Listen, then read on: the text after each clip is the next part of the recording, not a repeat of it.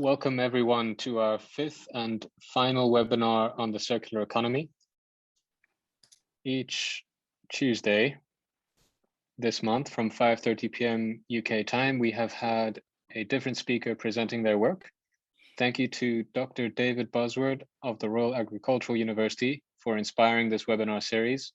And secondly, thank you and welcome to our speaker today, Dr. Melanie van der Velde. Melanie van der Velde is an entrepreneur and author. She holds a PhD, an MBA with distinction, and an MSc in industrial engineering. Around 15 years ago, Melanie switched a career in senior management roles in multinationals and startups to running an impact business for young women in the slums in Nairobi. She faced significant challenges in balancing commercial aims with creating the best outcomes for the young women in the slum. The experience made her want to research exemplars from around the globe to unravel key drivers that underpin better outcomes, both in terms of impact as well as commercial success. Her research was awarded the Adam Smith Prize for PhD Excellence, nominated by the Social Innovation Center at Cambridge University. Based on the key insights from her research, she wrote Love Your Legacy, 5 Secrets of Leading Businesses That Build a Better World. She founded Big Tree Global to support entrepreneurs and business leaders to make a positive impact on our world more powerfully. She also founded Bee Journeys to bring more travelers to stunning remote areas around the world that are in need of economic development.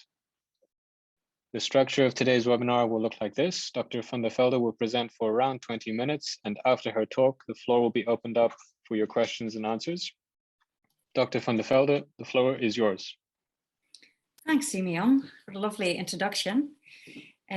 So yes, why do some companies have far better outcomes when it comes to tackling some of the biggest issues that we're facing in our world compared to others, regardless of their purpose, regardless of their context, and regardless of their commitment?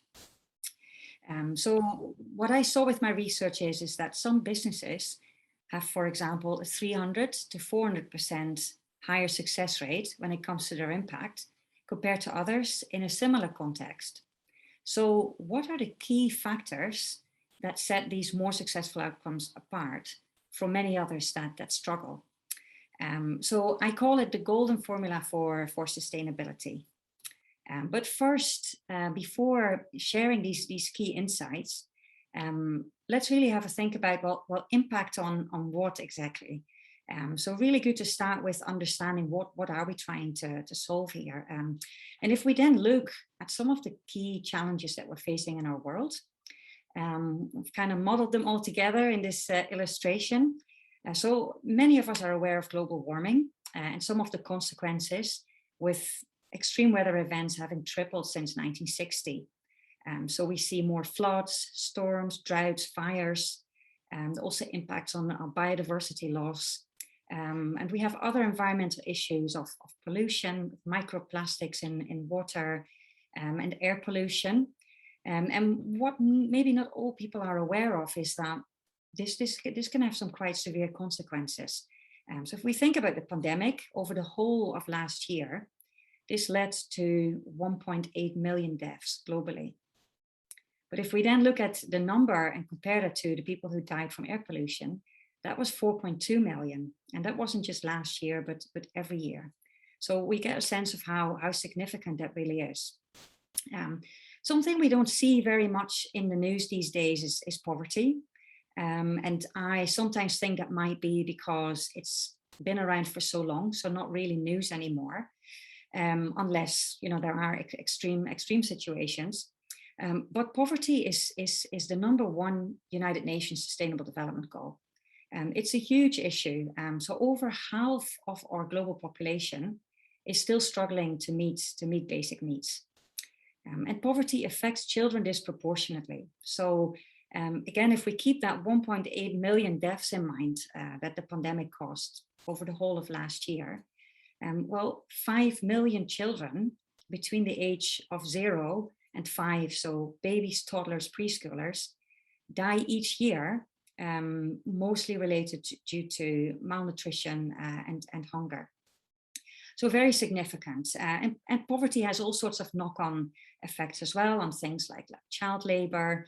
Yeah, you hear people also link it to, you know, potentials for more pandemics, because when people aren't as wealthy and countries aren't as wealthy, it's more difficult to tackle issues like that as quickly compared to areas where we see less poverty. We see inequality rising across the globe. And again, I don't often hear about it in the news, but it's really significant. Really over the last 30 years, this has been rising, as in between different countries, but also within countries, including the UK, including the US, but pretty much in most countries around the world. And that has knock-on effects on society in terms of polarization, in terms of social unrest, increased crime rates. So we really have quite a few significant challenges in our world. And the fire really also illustrates is that we tend to really firefight these issues a lot. And what I hope to clarify a bit more during this talk is how can we really go more from firefighting to structurally addressing some of these issues, but also prevent other issues that are on its way and are not so visible yet. So what does it really have to do with business, and what is their role? Well, like the Secretary General of the United Nations says, we have to mobilize the private sector. It's 75% of global GDP. So we really need businesses to collaborate if we want to fight climate change, pollution, and eradicate all extreme poverty. But the question really, I guess, is how. I mean, we see many business leaders that want to do something, but struggle to think, what can we do at all? But even more so, what can we do that's really, really effective? And really, that's been a question that's occupied much of my last, I would say, at least 15 years. After, like Simeon said, working in the technology sector, I started running a social enterprise in the slum of Kibera in Nairobi. And so if we think about poverty in this area, it has huge implications. So for example, life expectancy is on average 30 years old. And if you think about that and you walk about in the slum, it is really unusual to meet someone who looks a bit older. It really dawned on me when in the afternoon, I saw someone who looked a bit older and thought, wow, I haven't seen anyone that age today. So essentially, you're talking about a city of over 1 million people in this slum that exists mostly of young children and young people. And many of them have lost their parents, either one or both. So you see many orphans. So how are you going to tackle that issue? And particularly, what role can business play? And what we did was really two things. We had a kind of charitable program. So we had entrepreneurs in Scotland who wanted to donate, and we ran a food program for young orphans in cooperation with the local schools that also supported them with school fees and school uniforms to keep them at school. So that was really one thing. And the other one was that we ran an enterprise for young women, really to empower young women who had no education and often pretty bleak prospects.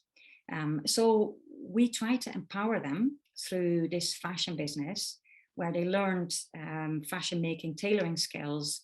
And we had a brand that would sell these clothes across different countries in Africa, but also Europe and Japan.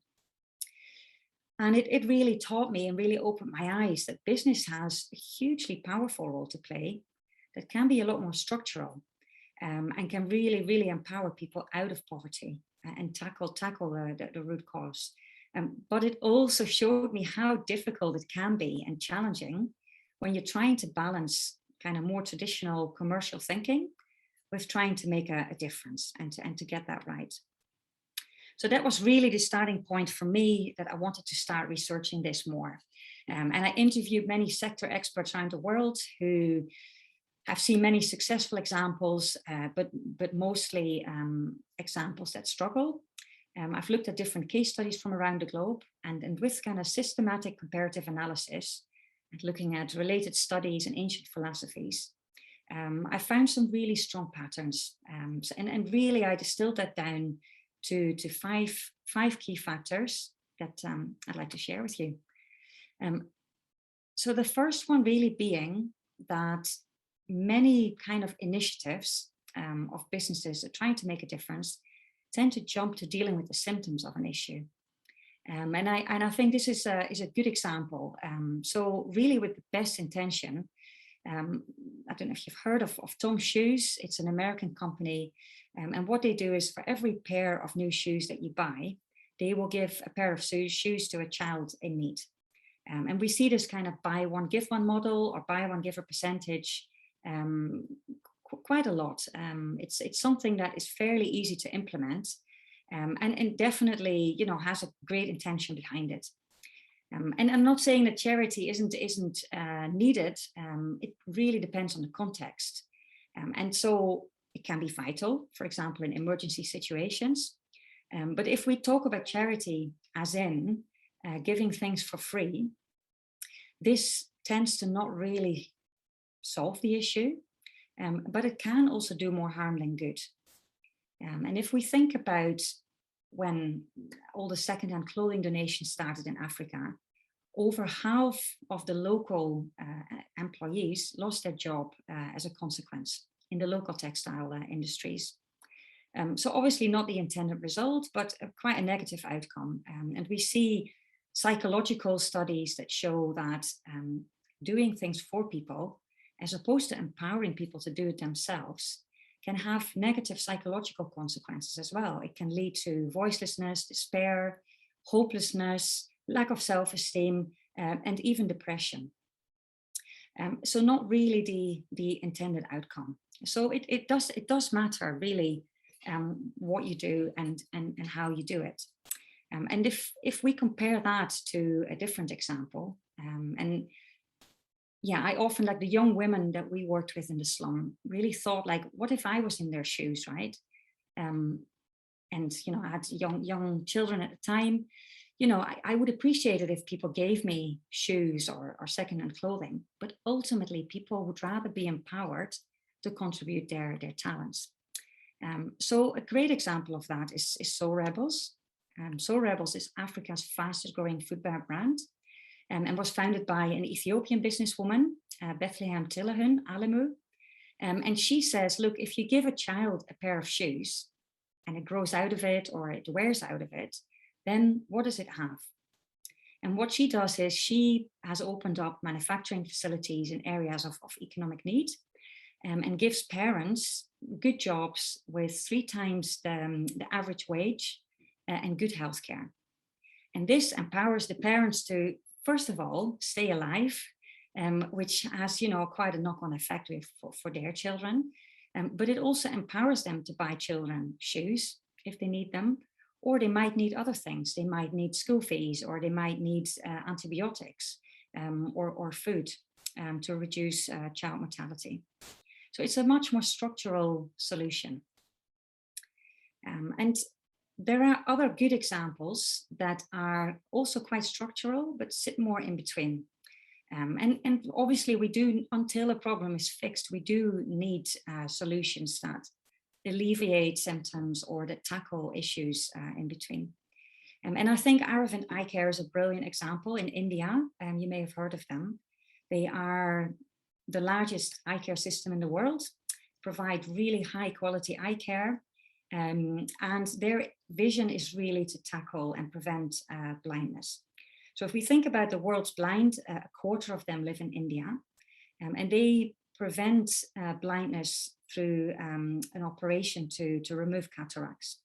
And that's normally quite an expensive operation. And they have a 2-tier pricing method. So people who can afford it pay $1,000, and people who are poor pay $16. So it's a fairly structural solution. It is also importantly financially sound, so the business can sustain itself and it's not reliant on and dependent on funding. But it doesn't tackle the underlying cause of why people can't afford operations, but a good structural solution in between. And so to me, the illustration is really trying to say, we have a saying in the Netherlands called mopping up with the tap wide open. And businesses are really well placed to have solutions and bring solutions that close the tap of our problems. So really address the root cause of some of these issues. And that means that we don't have to keep mopping up. We don't have to keep throwing money at the problem. So really the kind of first key insight. But then if we think about it, there are lots of examples of businesses, impact initiatives that aim to fix the root cause, but some still have much better outcomes than others. So I had to look deeper into my data to find out, well, what else is there? What other key factors can we identify really that makes a difference? Yeah, just quickly, like I just gave the example in a poverty context, but it applies very similarly in a context of environmental issues. So very briefly, air purifiers kind of deal more with the symptoms of issues, whereas a company like Patagonia, and I'll get back to them a bit later, is much more focused on fixing the root cause and does that really, really well in a few ways. But yeah, I'll get back to that. So really, if we accept that, right, we want to fix the root cause of our issues, to have more structural outcomes, how can we then achieve better outcomes? What are other key factors to keep in mind to define our sustainability strategies that will likely lead to better outcomes? And so really looking at the different examples, comparing different businesses, really distilled down to this. And to me, this is really the crux, and it is not super easy to explain. But with examples, I hope I'll get across what I mean. So really, the second key insight is that those that have really good outcomes see sustainability not so much as charity or as a nice to have, but their approach really rests on what we can say is essentially core justice principles. And that maybe sounds a little bit abstract, but it's important to realize that these are justice principles, and I'll get to why. So really, if we think about justice in business and trade, and Nelson Mandela made a real point always about this as well, if we wanted to solve issues, we can define 3 pillars here. So the first is to value each party's input fairly, as opposed to what we've been quite conditioned to think, to driving supplier prices or wages down to reduce costs as much as possible. Cost reductions can be really important, but in some cases, it doesn't meet essential justice principles. So that's number one. The second is really to offer equal opportunities and empower people to use their talents. And the third is to warrant and prevent harm in the first place. So to give you some examples, Tony's Chocolonely, I don't know if you've heard of them. They are a Dutch company, but they are now also growing quite a bit in the UK and US and other countries. And they sell delicious chocolate. It's a brilliant product. But what they do differently from most other manufacturing companies is not that they provide charity or donations, but they pay farmers in West Africa, where most of the world's cocoa is produced, a fair price. So a significantly higher price, farm gate price than what is common. And this has huge knock-on effects. And if we realize that most farmers that produce cocoa for us and for the chocolate bars that we eat, is they live in extreme poverty. And it has severe issues on child labor, and people also refer to it as child slavery, since these children are often not paid for the hard work that they do. So simply, it's a matter of justice, which is interesting also then to think, well, if that is a matter of justice, well, why aren't other companies doing the same thing? But we'll get to that in a bit more. Another excellent example is Hisby Supermarket. Hisby stands for how it should be, and they very much follow this principle as well. So what they question is that a lot of supermarkets have quite a powerful position and tend to drive supplier prices down based on a position of power. And so we see that typically banana farmers, pineapple farmers get paid around 4% of the fruit that we eat. Which, if we think about it, is that really reflecting the contribution that they make for the growing and harvesting of the fruit. So what Hisby does instead is they pay 67p per pound to their suppliers because they believe that is fair. And they do other things in terms of they have refilling stations to prevent packaging and things like that as well. The second, offering equal opportunities. We'll get to this example a bit more detail shortly as well. But Sea Taste is a restaurant in Amsterdam where people can dine in the dark. You see this in other cities as well, but Sandra Bally, she's an entrepreneur in Holland. She started this in Amsterdam really with the aim to offer people who are blind with an opportunity and to empower them into work. And what she realized was it transformed people's lives to, instead of sitting at home because of their disability, to contribute and to earn a living and to feel valued. And she had a huge impact with that. But she then also realized that a lot of her staff were overqualified for the job as a waiter. And she then founded Sea Talents that really looks at what are the talents of people who are either blind, deaf, or with other disabilities. And she coaches them and matches them up into jobs, often in kind of bigger corporates, but also smaller organizations. And the last one is to warrant no harm. So Patagonia is a great example most people are quite aware of. But why are they so good? Well, they have this very preventative approach. Maybe some of you joined a talk by Brio a few weeks ago as part of this series, who also very much highlights that the more preventative you are in circular design, the more effective. So Patagonia very much focuses on durability of clothing, on repairing your item if something is broken, or reusing it, and recycling really as a last resort. So as one example. And Schiphol Airport, I think, is an excellent example. They use a lot of light at Schiphol Airport, like most other airports. And light is notorious, light bulbs, for being designed for obsolescence. So there was a Phoebus cartel where manufacturers came together and said, look, let's actually intentionally shorten the duration of light bulbs so that we can sell them more frequently and increase our revenue. And Philips is a supplier of Schiphol, and Schiphol actually, in cooperation with them, said, look, we no longer want to buy light products, but we want to buy light as a service.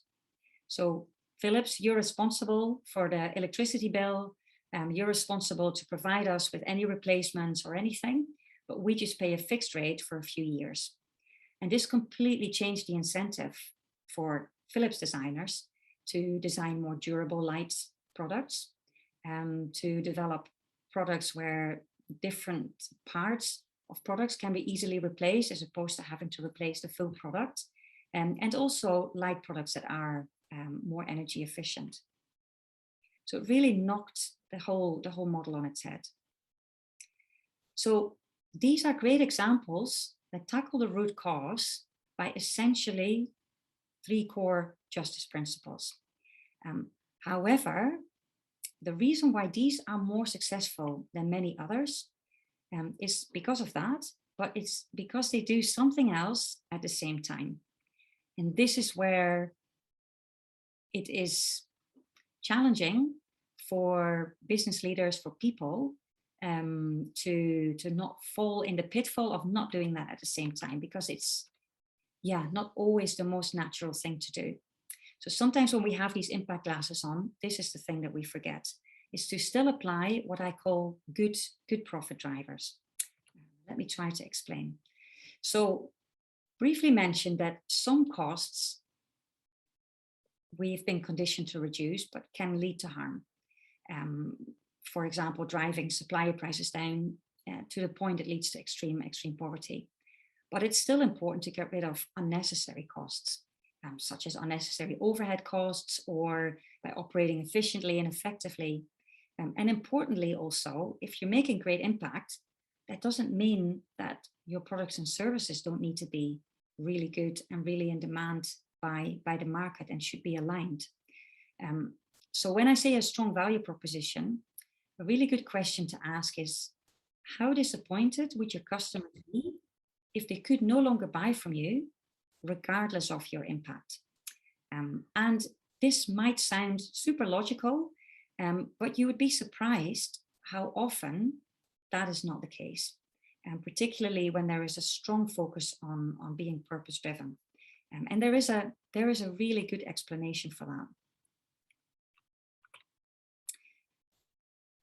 So you might be familiar with this symbol, the ancient yin and yang symbol, but maybe less so why this is seen as something hard to achieve and something that's very virtuous. Well, really what this symbol stands for, the black and the white sliver, is the pursuit of the unity of opposites. So in this case, the pursuit of profits and sustainability as part of a whole. And science tells us that this is not natural to our human brain. So when we are faced with opposites, we tend to see or prefer either one or the other, but we struggle to do both at the same time.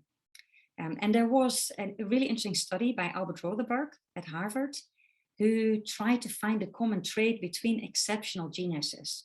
So people like Einstein, Da Vinci, Van Gogh, Picasso, and he found precisely this. What they had in common compared to other peers was not so much a high IQ or exceptional talent, because many peers had the same qualities. But he found that this was exactly what set them apart. They pursued the unity of opposites. So to give you an example, Picasso played with images that conveyed both light and dark at the same time. And Einstein played with objects both at motion and at rest. And if we think about management theories and entrepreneurship theories, increasingly scientists suggest that it's precisely that kind of thinking that can offer solutions to really complex issues. And they refer to this as paradox theory. And when I came across those theories, it was for me a very much an aha. That's exactly it. Those with exceptional outcomes in terms of balancing business with impact, that's exactly the thing that they do really well. So we briefly spoke about C Talents. So the company in Holland that matches people who are blind or deaf into roles at, for example, corporations. And they do both very well at the same time. So they offer empowerment opportunities. Well, there are many other work integration type initiatives that do a similar thing. But what C Talents does at the same time is have a very strong focus on offering a strong value proposition.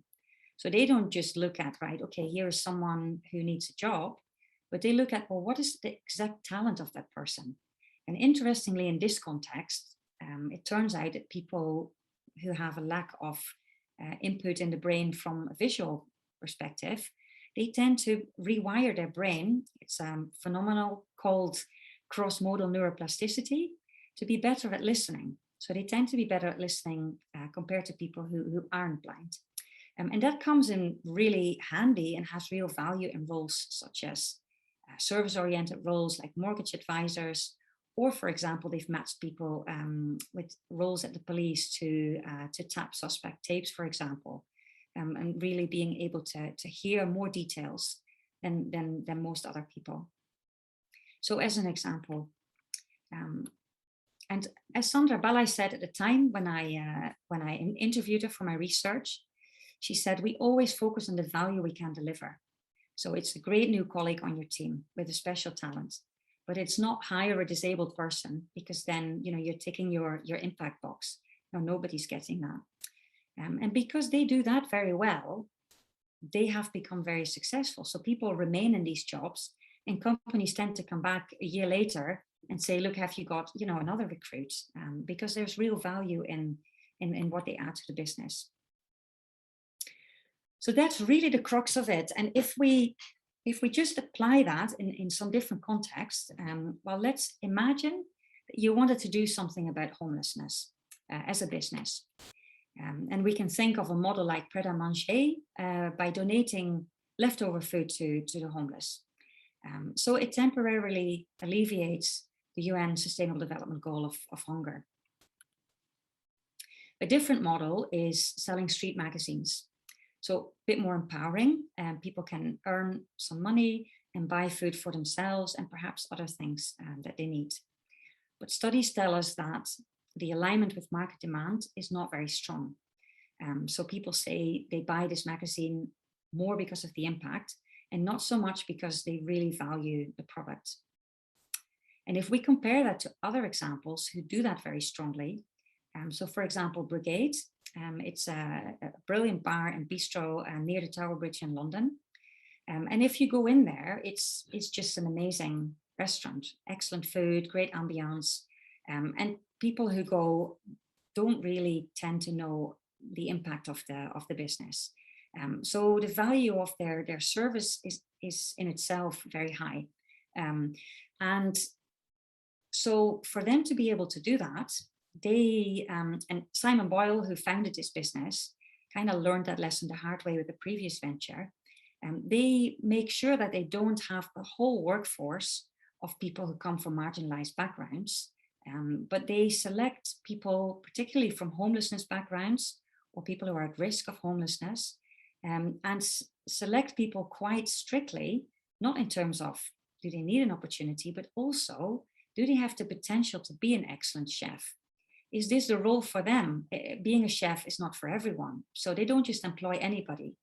And they only have 25% of the workforce existing of people who come from that background, and the rest is all experienced staff. So that enables them to ensure a high quality service to their customers.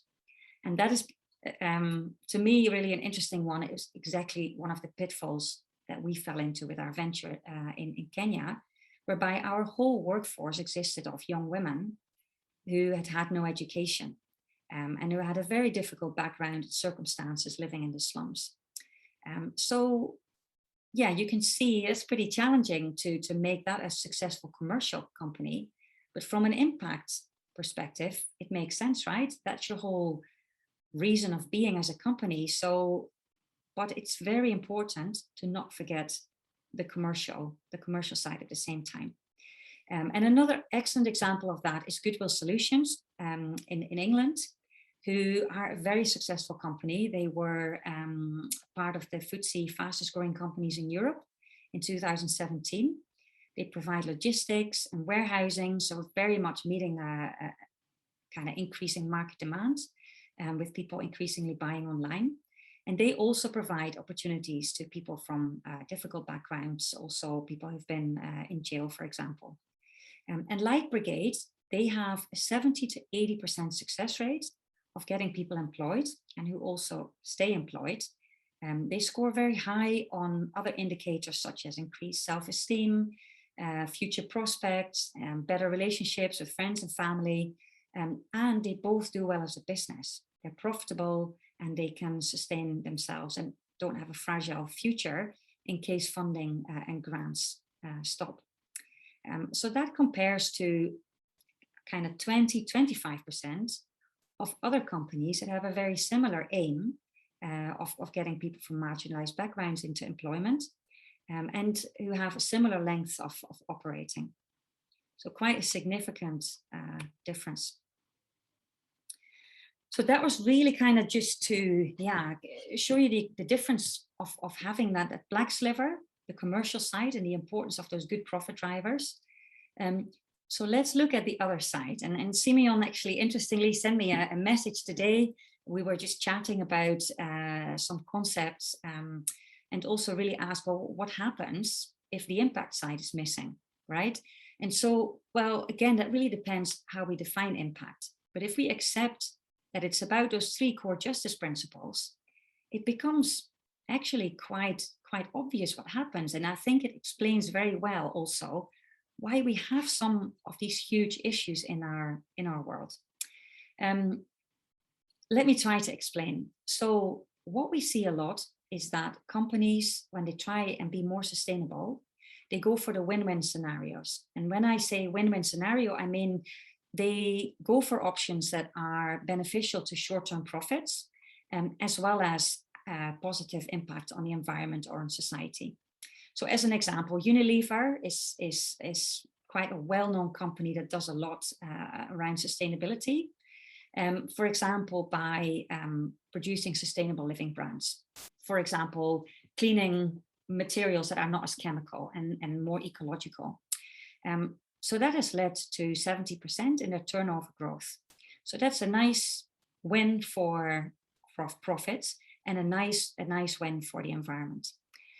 Reducing energy use makes me laugh sometimes in hotels when you see that message, please don't let us wash the towels or turn off the light or don't use as much water to help us, save the environment.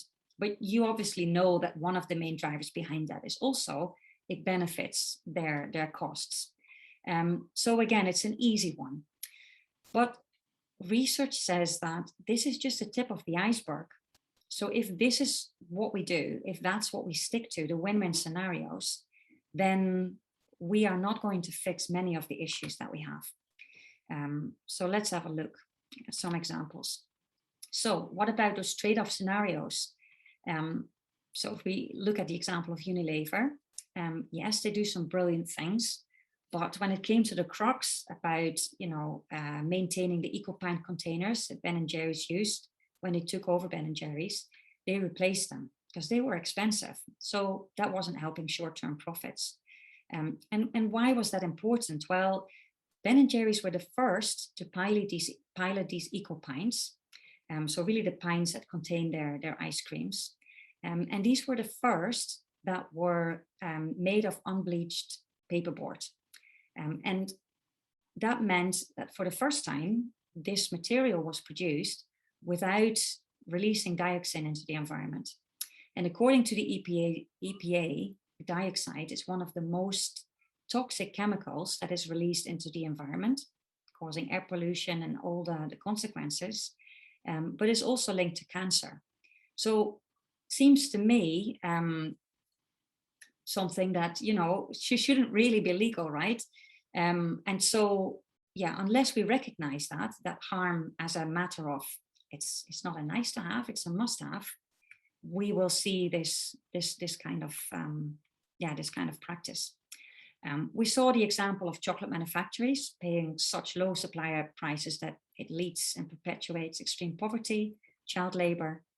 And Patagonia, I think, is an excellent example, for their durability, circular design, but also they work with organic cotton in their apparel. And again, that is exceptional in the apparel industry.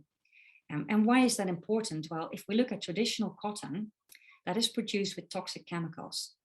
And if we look at the US, more than 10% of all the toxic chemicals used in agriculture are used for the production of traditional cotton. But obviously organic cotton is more expensive. But Patagonia does it as a matter of principle. Planned obsolescence, we saw the example of light bulbs, but we see it in many sectors like household appliances, smart cars, tablets, and even pens.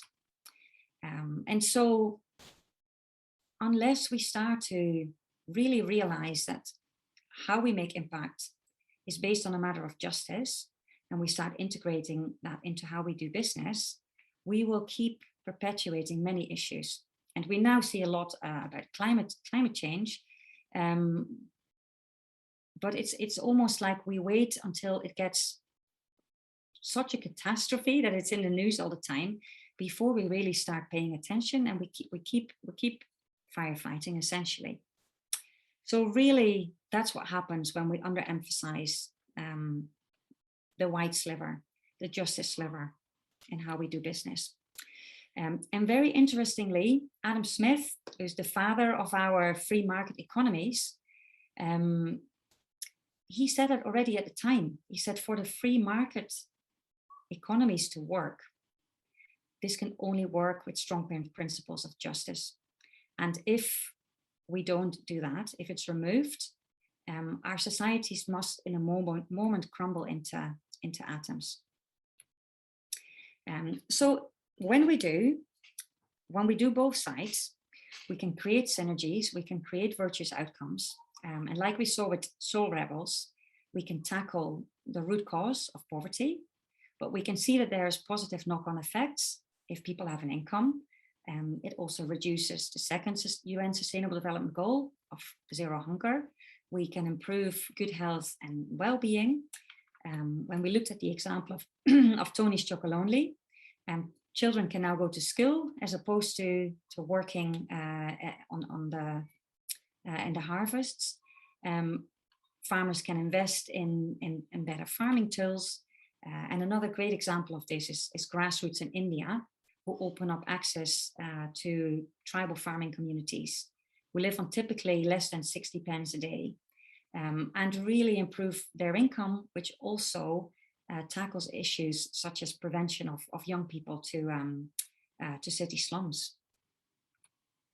And we see the same in the environmental context. So the more we tackle the root cause by preventing harm in the first place, by circular design, by greener production, by not reducing costs, as in using cheaper ingredients that cause harm to consumers' health or to the environment, the more this has knock-on effects on, again, good health and well-being, on global warming, which also impacts on acidity in our oceans and all the life below water.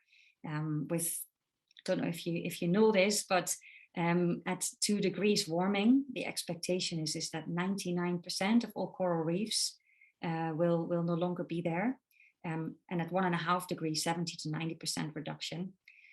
So we see the knock-on effects. And interestingly, there was a study by Professor Lomborg of Denmark, who said that, yes, it matters how we invest in these United Nations Sustainable Development Goals.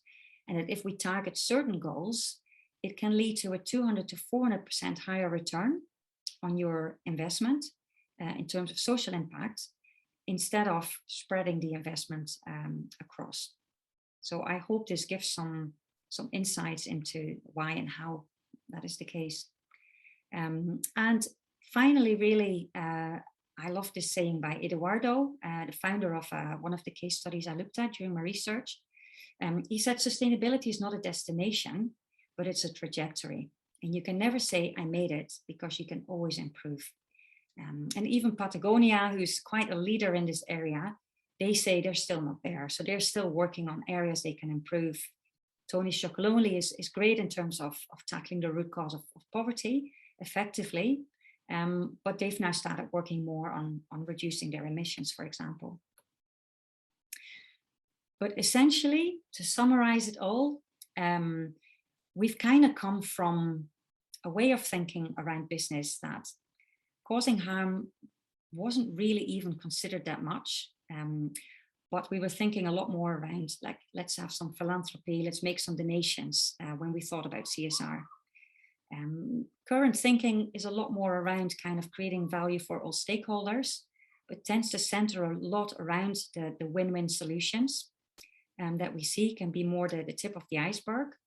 And I believe that if we genuinely want business to start regenerating our societies and create net value for society and for the planet, is that we really need to start recognizing these justice principles and integrate them completely in how we do business. And we do see increasingly such recognition in laws, like, for example, in France now, designing for obsolescence is a criminal offense. So we see it happening slowly. But yeah, I genuinely believe that if we want to go from firefighting to fix our global issues effectively, that really the key points to remember are to fix the root cause as opposed to dealing with the symptoms as much as we can, to integrate these 3 principles of justice, so to value people's input fairly, offer equal opportunities, and to prevent harm, but not to forget the good profit drivers, the black sliver at the same time.